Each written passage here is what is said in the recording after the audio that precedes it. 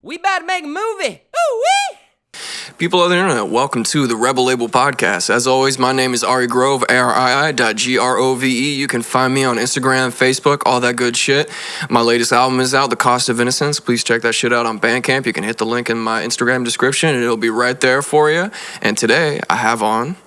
Brenboy, Portland, Oregon, hip-hop. What's poppin'? There we go. Where are you from? Well, I was originally from Heidelberg, Germany. That's where I was born. And then I moved to the United States when I was a little kid. Nice. And grew up in Southern Oregon, like right there on the border of California and Oregon. So probably like 45 minutes from the border. Yeah. But then I moved up to Portland in 2008 and been up here ever since.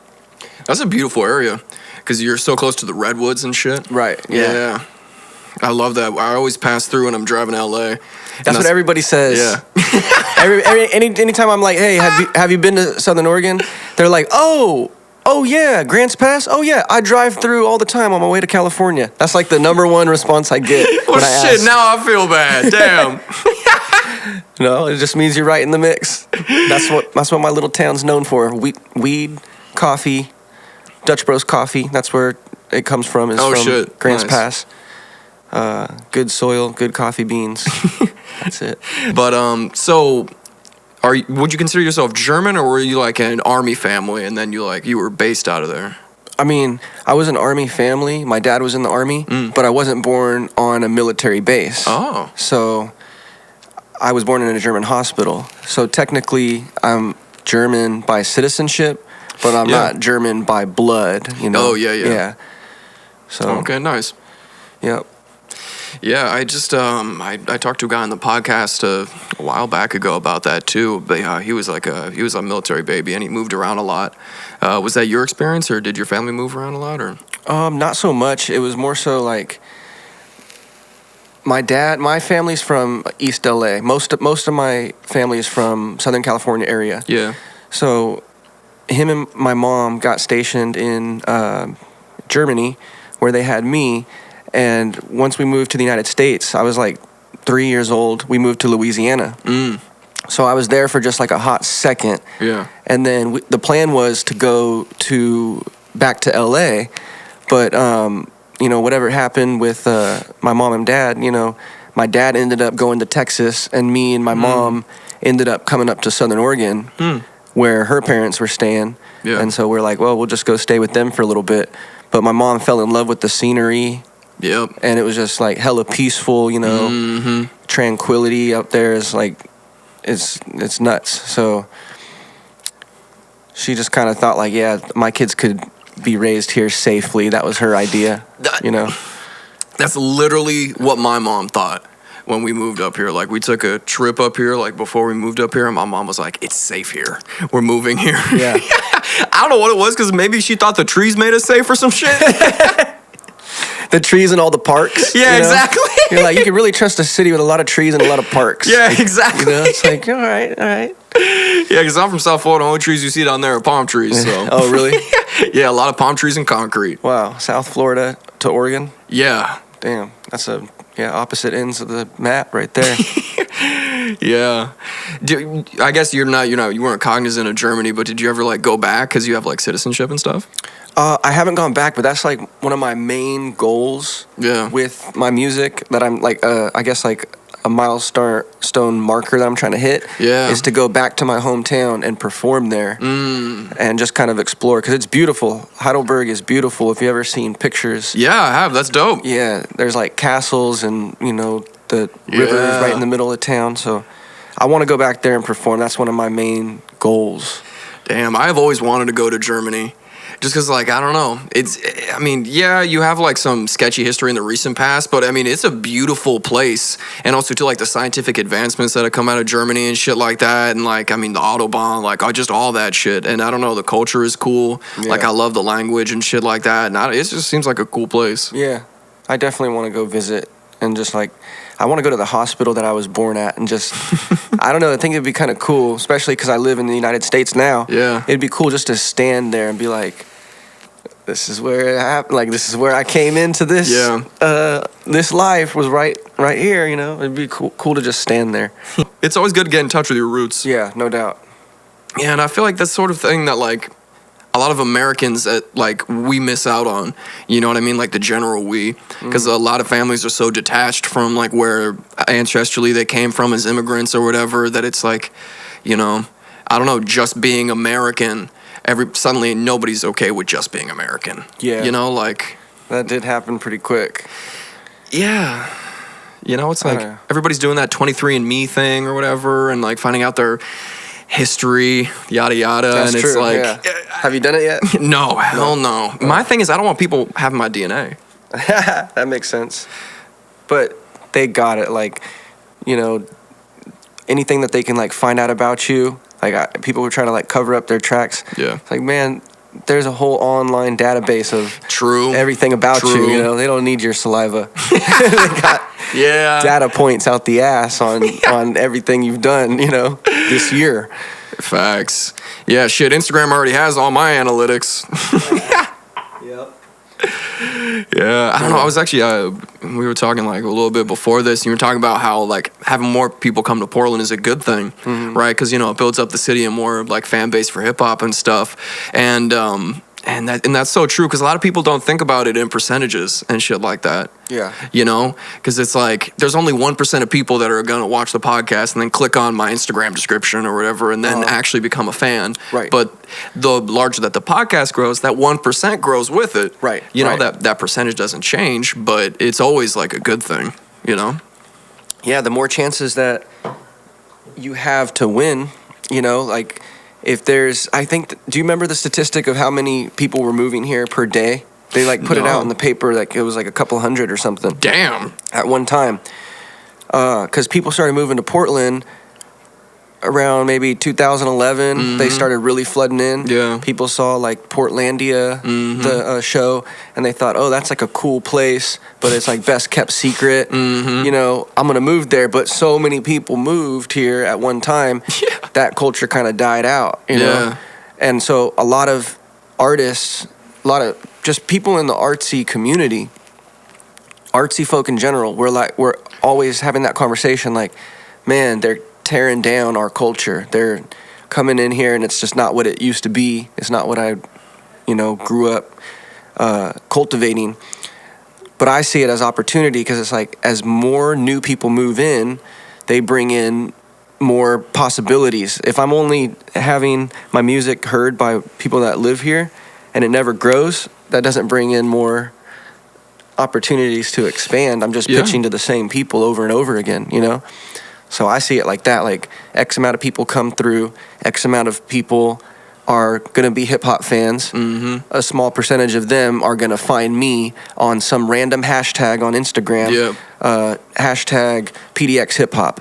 And my post is going to be up there, and they're going to be like, oh, what's this about? And it's a flyer of a show I'm hosting. And they go to the show, but they hear me rap, and then they finally listen to my music, and I get half a penny off of that stream. So that's the kind of hard work that us independent artists in Portland are doing. But more people coming in is more opportunities to, you know, win. Yeah, and it's always a balance too. You know what I mean? Because like on one hand, like the whole gentrification thing is real. You know what I mean? But it's almost like it's almost inevitable. Yeah. You know what I mean? Because it's like I saw the same thing happen with Miami. You know what I mean? Like maybe not directly, it happened before I was born. You know, but like it happened. Right? But in the large scope of things, like looking at a city like Miami that was built off of literally drug money, like cocaine money directly, it's like that ended up being a good thing for that city. Because now it's like there's a lot of immigrants in that city and it's, you know, it's got a lot of diverse culture in there. And you got a lot of people that love living there because of, you know, the way it is. Right? And it's like Portland is in that weird in between. You know, where it's tough seeing like all those stores closed, and I hate seeing that shit. Like in my neighborhood, like St. John's where I live right now, like seeing all those like restaurants that I've been eating at for years closed down, and like all of that shit. Like it's not a good thing, but like you got to take the silver lining with it, you know? Well, yeah, I mean, it's happening. So Yeah, either you roll with the the rotation of the world, or you try to fight against the current, but and you drown. what do you think's gonna win? Yeah, 100%. It's like I was just talking about that with somebody else just today. It's like you either roll with the tide or you end up drowning. Yeah. And it's like, we're only individuals. We can't change everything, And it's like, for me, I always try to find like the positivity in that seemingly negative situation. Yeah. That's what's up, man. I like that. I'm the same type of way. Yeah, because it's like, I don't know, man. When I get bogged down in that shit, it makes me depressed. Yeah. And that's like, depression is, well, respect, for everyone who has gone through it. Yeah. I definitely had like a theme of depression. Yeah. Maybe like midway through high school into my early 20s. And then after like a while, things started clicking for me and it started happening less often. Yeah. But something that like really helped me understand what was going on was just looking at everything like a frequency. Yeah. So when I look at, because it's like what's the vibration of it, right? There's an actual number that goes with it. And I think it's literally has to do with like how many times that wave passes the origin, and if it's like really high frequency is like love, enlightenment, content, joy, happy, depressed, anger, mad, sad. Those are all like really low frequencies. Yeah. So I started like trying to pay attention to that shit, and that was the turning point that made my like depression spurts kind of shorten or be less frequent. I started thinking of it in terms like, okay, what makes me vibrate really high? Yeah. Smoking some weed, rapping. I'm like the most happy when it's a Saturday night and I know people are like, I know there's like 5 things I got invited to, but I decided to like tell everybody maybe, and I just stayed home and I'm in like my sweatpants, and I'm just like playing new beats that some people sent me and I'm writing some new shit. Yeah. That's when I'm like literally my highest self. Yeah. Smoking a little weed, sipping a little, just doing cool shit like this, that's when I'm my highest self. So I just started doing things that made me elevate. And anything that didn't make me, anything that like was serving me on the other end of the spectrum and bringing me down to those lower vibrations, I just stopped doing that shit, Yeah. And I just kind of made it like simple for myself. Like, I love making music. I love promoting shows. I love producing for other people, helping grow brands. Yeah. I love the whole game. It's like my hobby, and that kind of like made it to where I can just appreciate all this during the process. Yeah, actually, that's really interesting. I used to know somebody that was a sound therapist, and she would talk about a lot of that shit, right? And I'm a extremely skeptical person. Like, it was hard to meet someone more skeptical than I am. Like when I read an article on CNN, I'm like, if it's not on BBC and NPR and I can't fact check it, it's not true. You know what I mean? So when I heard about sound therapy, I was like, whatever. About this hippy dippy shit. Yeah, exactly. This was kind of weird. But then she convinced me because she did the sound therapy on me, and I was like, okay, well, and it actually worked. And like I went back to a few sessions and I did it when I got hit by a truck and my wrist got shattered, and it actually like helped me, and it helped like my body recover in conjunction with other therapy. Wow. And it like actually opened my mind to like what you were talking about, like the different frequencies doing different things, and then it like sort of got my mind going about like music and stuff like that, and like making music in the frequency that like you want it to across the board, and it's cool because it's backed by actual science. Right. That's where it becomes a little bit more, because humans, like, especially nowadays, we like tangible evidence, right? Yeah. Definitely. Because there's so much fake news. There's so much crazy stuff people are pushing. So we want to be able to fact check it and be like, oh, yeah, boom. That's the thing, like, my simplified version of what I'm saying is... like you said, it's scientific, I can. It's not just some crazy stuff that I was some sort of like armchair philosopher and just trying to be like, you know what? Frequencies are real, and here's how we should use them. Yes. And I just like tell it to my group of friends, and all of a sudden I'm a philosopher. No, it ain't no Gwyneth Paltrow pseudoscience shit. Right.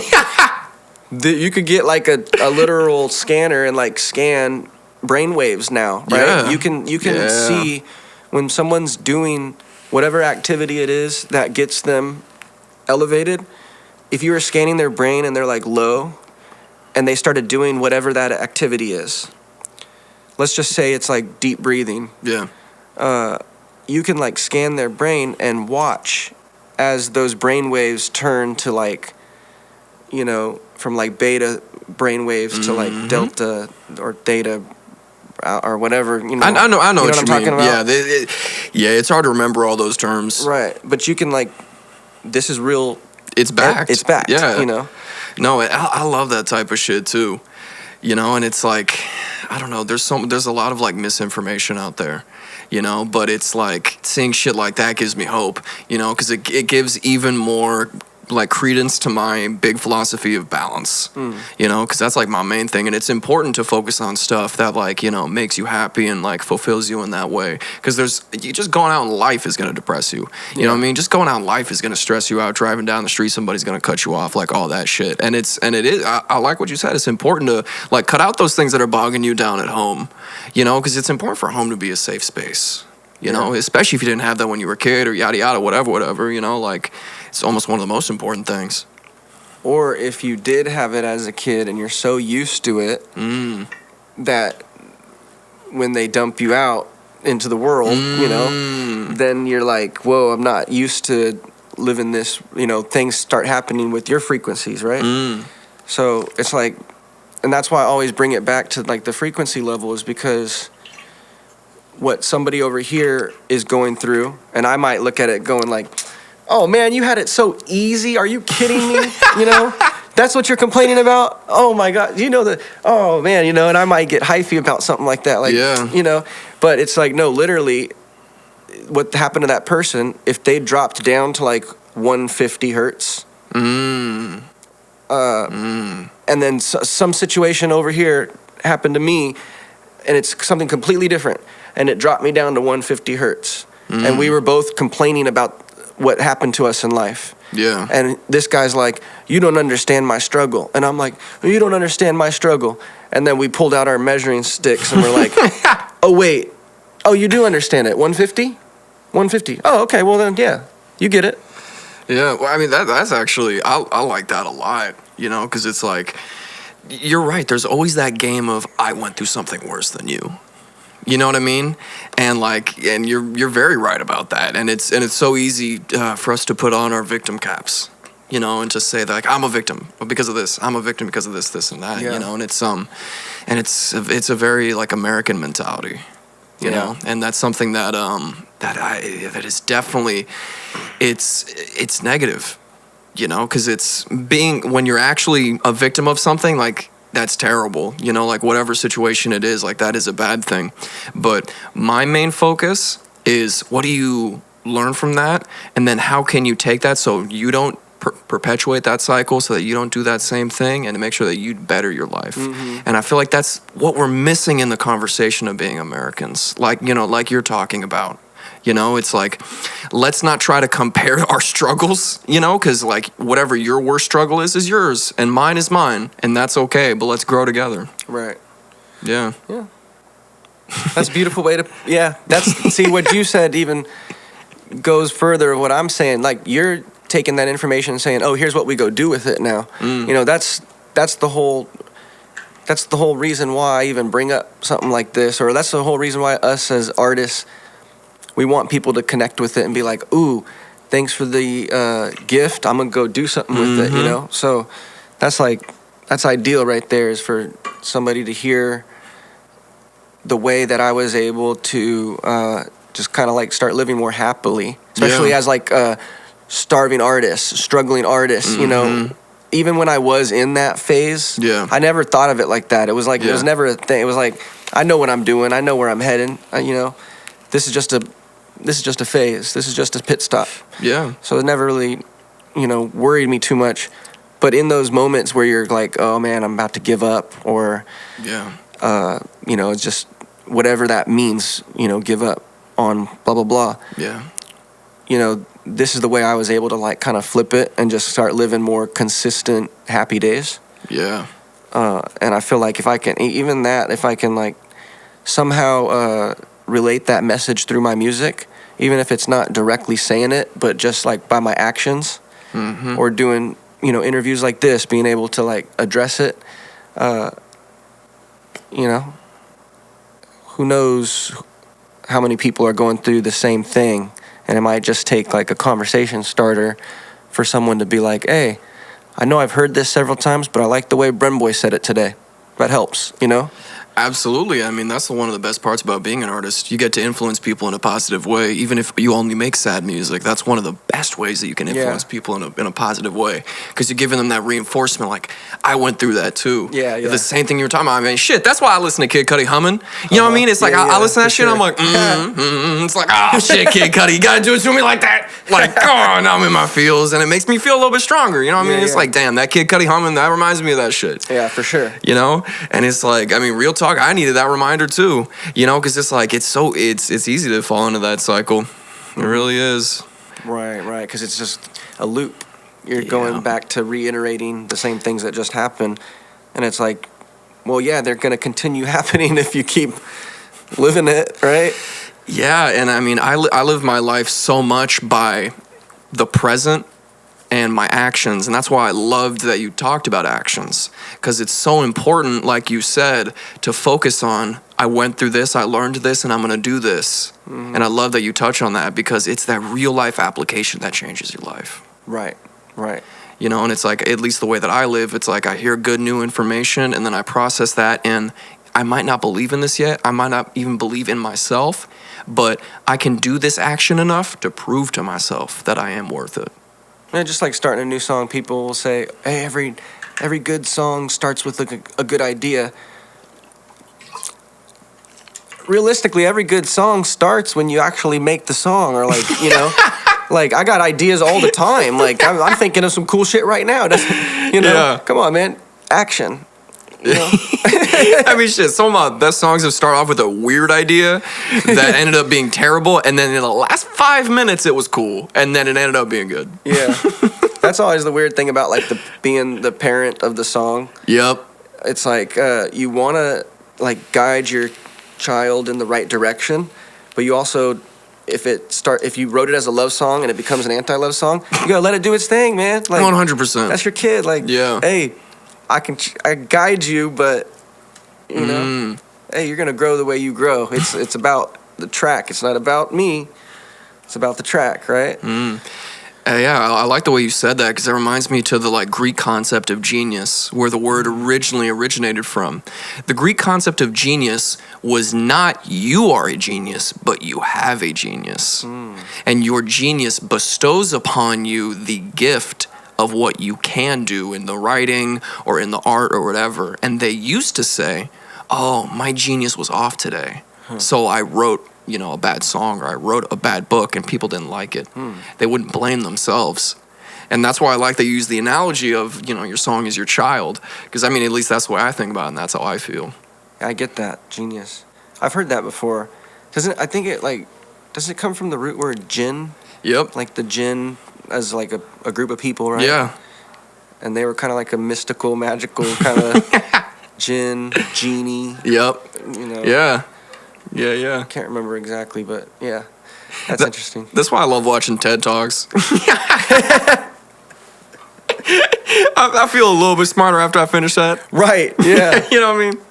Have you ever met somebody that like that they just like consume a lot of TED Talks because everything just sounds like they're reading Snapple Cap facts? It's like there's no like thought behind off of it. They're just like, oh yeah, here's something. And you're just like, Did you just learn? Are you a sophomore in college that is just like really excited about change? Yeah, you just heard about Nietzsche and now it's just a pop word to you. Anytime you find a way to like squeeze it in that who that is, you do it. You know? Yeah, it's like, man, I met Jay-Z once. It's like, good for you, man. Yeah. Like, Right. I mean, I definitely was that way for the longest time. Oh yeah. Like, and I mean, I kind of love that I was that way too, because it was the precursor to how I am now. You know, and like people would give me so much shit for when I acted like that, and I would just give them the Snapple facts of shit.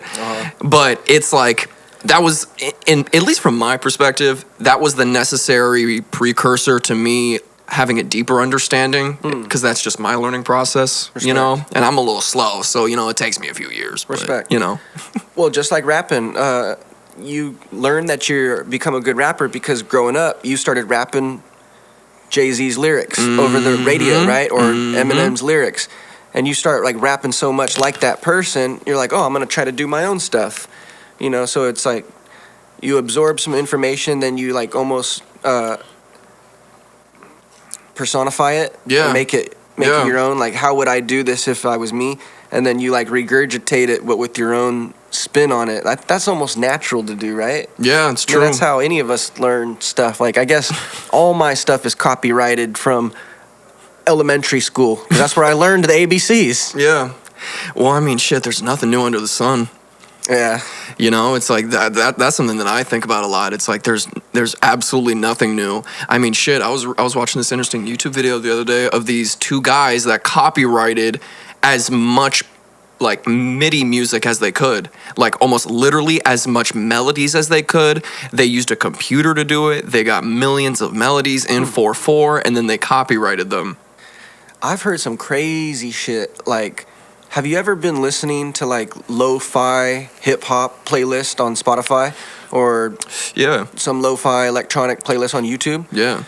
And you know how like you'll hear a song and be like, oh, and you look at the artist and you're like, I've never heard of this person. You click on their profile and you go Google them and there's like no info of them. Has that ever happened to you? Oh yeah.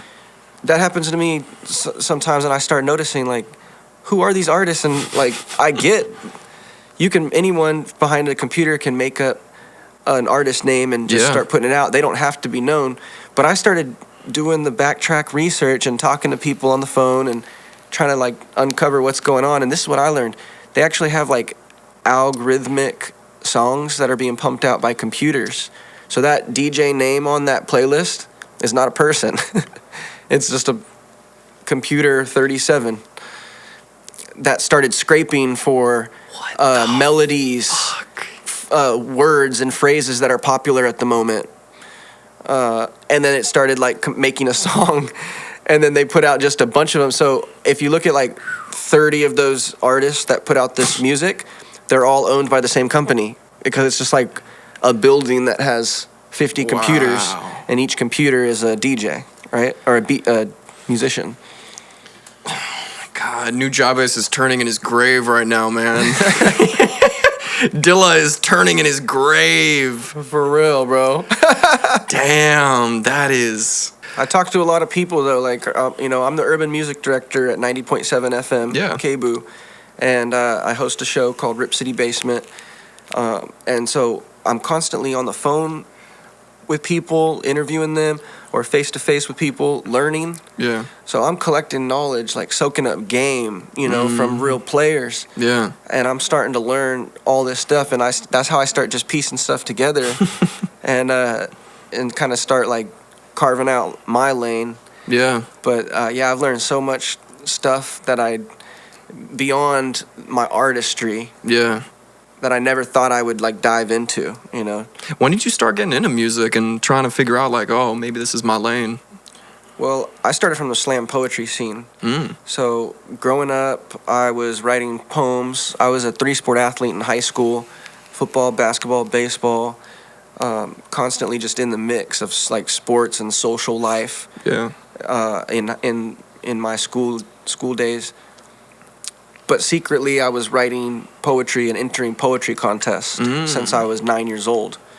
And it wasn't like I was doing it secretly on purpose. Yeah. It was just that, you know, being a jock, you're not like, yeah, I'm the star football player, captain of the football team, president of the high school, and I like to write poetry in my room, you know? Yeah, no, it's just, you know, so... You're not going to fit into their box. You're not going to fit into their box. And I come from Southern Oregon, which was a certain mindset of boxes, you know, because there has never been like a rapper to make it out of Grants Pass, Oregon. You know, especially. Well, yeah, actually, I can't think of anybody down there in that area that's made it out for like. And I mean, like we get people with like some micro success, and I even myself would call it like anything I have right now is just like micro success. But the fact that I was able to make it out of there, and do this professionally is crazy to me. But it all started from the poetry scene,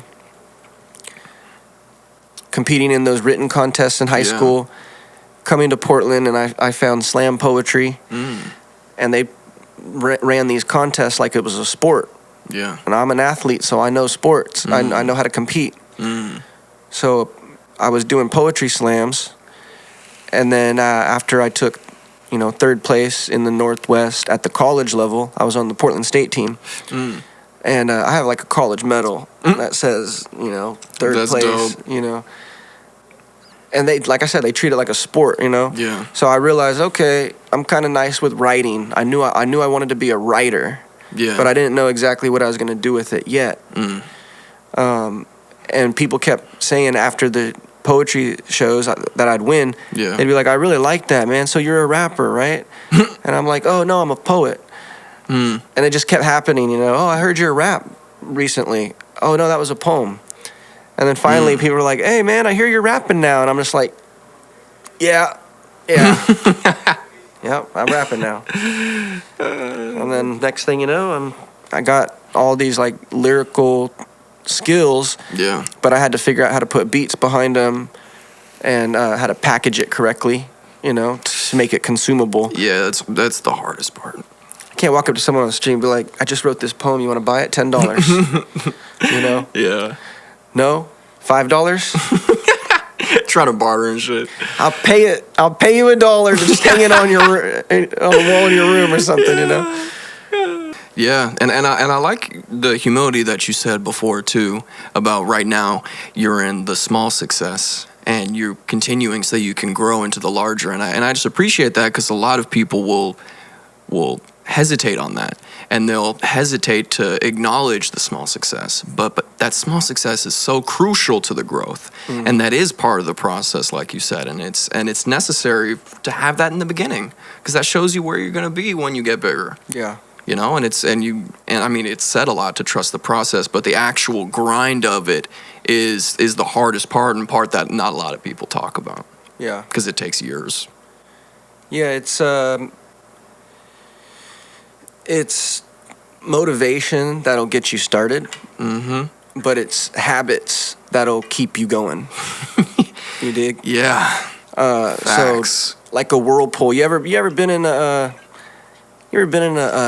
above ground pool with your cousins at a barbecue, and all of you guys are on the outside of the whirlpool, and you're just, come on guys, everybody do the same thing. If we just keep doing this, eventually we'll just float. We don't even have to work no more. It's just what we do. We're just going in this motion. Yeah. That's how I think about it with, music and like trying to advance is you just have like certain habits, like that you do, and I study success habits of other people. Yeah. And kind of figure out like what's the common denominator between these people that I want to be like. If you want to be a bum on the streets, you should go talk to a bunch of bums and like hang out with them.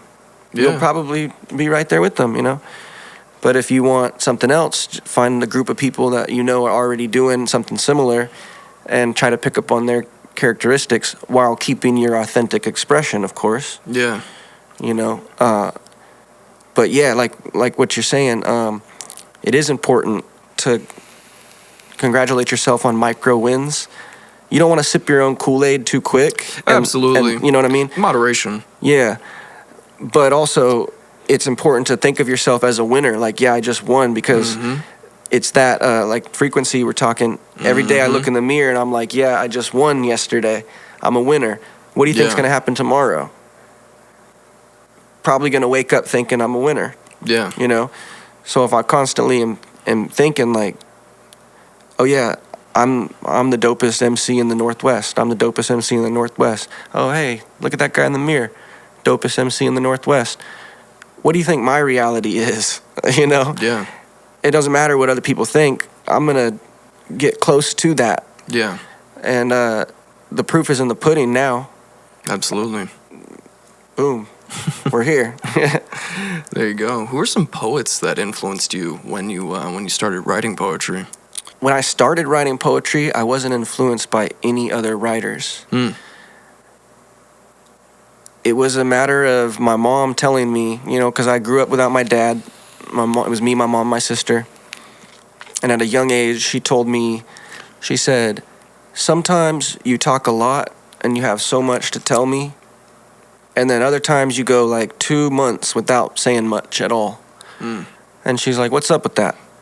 And I'm 9, so I'm like, oh yeah, you know, I don't know, recess. You know, I don't know what she's talking about. I have no idea what to call it. I don't have those terms yet. Yeah. And so I just kind of shook it off, like, I don't know, Mom. And then she said, well, maybe if you don't want to talk to me during those times, you could just, here's this blank book. She gave me like a cool journal to write in. It had some like skateboarder monkey on it. You know, I was really into skateboarding back then. Favorite animal is a monkey. So she like gave me this cool journal, and I was like, yeah, this is cool. And she was like, you don't have to show me what you write. You don't have to tell me. It's just basically you're writing to yourself. Yeah. But you can write whatever you want. And something clicked with me, like, that's tight. I can write. You know, something just fascinated me about it. So I just went to town and started writing. And then next thing you know, I did show my mom a couple things that I wrote and entered them in contests, and then I won.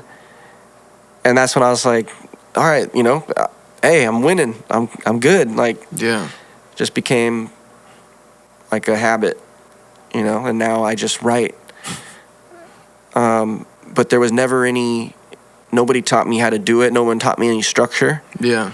It was just me writing in this book that my mom gave me until I got to my early adulthood, and then I found people like Kanan. You know him from Somalia? He's like the nephew of one of the most famous singers in Somalia, and he's a poet. You know, he comes from the poetry scene. Yeah. And later became a musician. And I always looked up to his raw style. Mos Def, Talib Kweli, Common. Yeah. Just people who were like, you could tell, like, these guys are poets, you know? For the love. And they can spit, like, it's real, without any music. Yeah. Someone will be like, oh, wow, this guy's talented. And that's kind of what I hold myself to, is like, anytime, anywhere, any place, it don't matter. Drunk, high, tired, awake, beat, no beat, I can spit bars. You know? In the desert or in the city, I can spit bars. And not every artist can say that, because they might be a guitar player. They might be a drummer. There's only certain things you can do, but me, it's like all I need is my voice. And that's why I respected all them poets, was like, they could take this shit anywhere and captivate a crowd with just their body, you know? Yeah, it's a powerful experience. You know, it's like for me at least, it feels like channeling something. True. A lot of channeling, yeah. It's definitely like a lost art form, especially nowadays, coming from the perspective of for the love of the words, you know, and it's beautiful on one hand, and then also on the other hand, it's a little bit sad, at least to me, coming from that same thing, you know, because like it's a lot of kids nowadays are coming from like, you know, it's like I heard this kind of artist and I want to make like this kind of music, you know, and you got to appreciate it, you know, because it's like you take things where they can, and you know things are moving in a different direction, but like the people that did this, we can still learn off the backs of them and take it into this new way and bring this old approach into a new system. Yeah, that's like my motto in the type of music I make and in the type of music I present is you know, it's kind of bridging the gap between hip-hop fanatics demand to hear traditional technique Yeah. and this new age electronic obsession. Yeah. Crazy effects, cool vocal chains, crazy stuff that's going on with vocal effects. Different instrumentation, crossover stuff. That's what's popular now is like this electronic musician era. Yep. But, so I'm down with that. But I gotta keep that traditional technique that hip-hop fanatics still want to hear. Oh, you know yeah. what I mean? Yeah, because it's that grounding, and to me, it's like it's that feeling of like musical home, from that hip hop perspective. That just reminds me, it's like where this art form came from, and I'd rather stand on the shoulders of giants, than stand directly on the concrete. That way, I can look just that little bit further above into the horizon. You know? Respect. Yeah. Well, I appreciate the conversation we've had. It was definitely enlightening for me. Got me thinking about some different shit than I usually do, so I appreciate that, definitely. Respect, bro. And I'm glad all of you viewers could tune in for this great conversation. As always, my name is R.E.B.E.L, arii.grove. You can find me on Instagram, Facebook, all that good shit. Go check out my new music. The Cost of Innocence is on Bandcamp. Please check out my trash and tell me it's trash, whatever you feel like. Do you. Where can we find you? You can find me on Tinder. Follow me there. I'm also at Brenboy 503 on Instagram, Snapchat, Twitter, Facebook, YouTube, at Brenboy 503.